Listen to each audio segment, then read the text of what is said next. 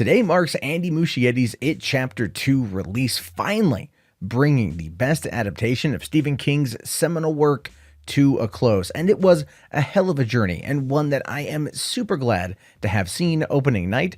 However, the film wasn't perfect, and here are 5 things It Chapter 2 got wrong. But before we begin, I want to point out that this is from a storytelling perspective and not necessarily indicative of the adaptation of the original It novel.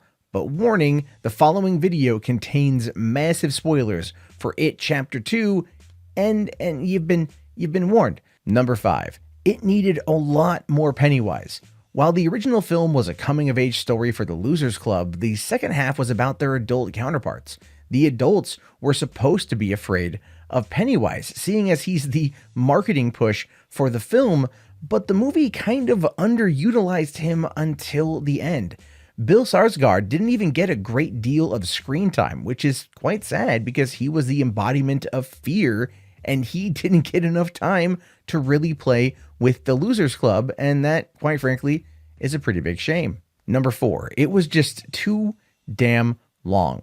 Now, director Andy Muschietti had teased a 4-hour cut of It Chapter 2, as well as a supercut of the full film to come out sometime in the future. But It Chapter 2 comes in at a whopping 169 minutes, and that isn't including trailers. So if you are eating and drinking, you are screwed. And many of the scenes could have actually been trimmed down or cut altogether to give the film a bit more flow in the later half.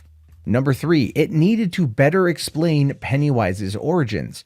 In the first trailer for It Chapter 2, we see Beverly Marsh discovering that the woman she's talking to was the daughter of Pennywise the Dancing Clown when he was human. We never learn how it came to take his form, or really what even the Deadlights are, or how they power him. I get that some things are better left to mystery, since the whole storyline on how to defeat it comes from the Native American tribe who battled him before, but you'd think they'd have more information on it, considering that they know how to trap him. Number 2, it had no Audra. In the original book and the 1990 miniseries, Bill's wife Audra gets captured by Pennywise and was used as bait to lure the Losers Club into the final battle. In It Chapter 2, Audra is only seen at the beginning of the film as Bill's actress wife, who is kind of a bitch to him, and we never hear from her ever again. She doesn't come to Derry, and she isn't caught by the clown. Instead of Audra, the small boy who lived in Bill's old home was targeted by Pennywise, and Bill tried to save him. I personally feel that the young boy would have been a better lure for the Losers Club, rather than to just unceremoniously kill him off. And you know what? The same goes for Ricky, the little girl who Pennywise kills early on. Number 1, it bungled Ritchie's storyline. In the first movie, Ritchie Trashmouth Tozer was a wisecracking comedic relief who eventually goes on to become a popular stand-up comedian 27 years later.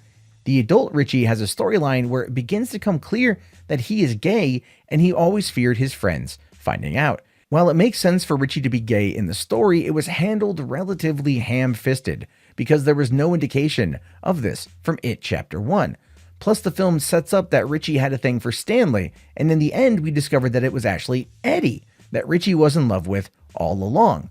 While I have no issues with the storyline, it just feels shoehorned, and in the end, it wasn't very effective. And quite frankly, this is a complaint that I'm hearing from a lot of people.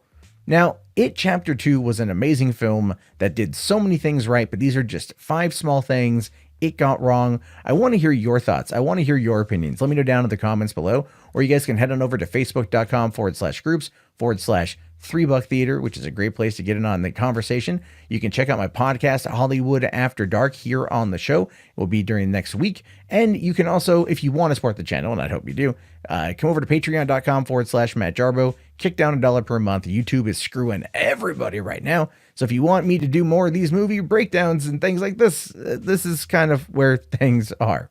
Anyway, guys, I really appreciate you watching. Please be sure to leave a comment, leave a like, leave all that stuff, and I'll talk to you later. Have yourself a great day, and peace out.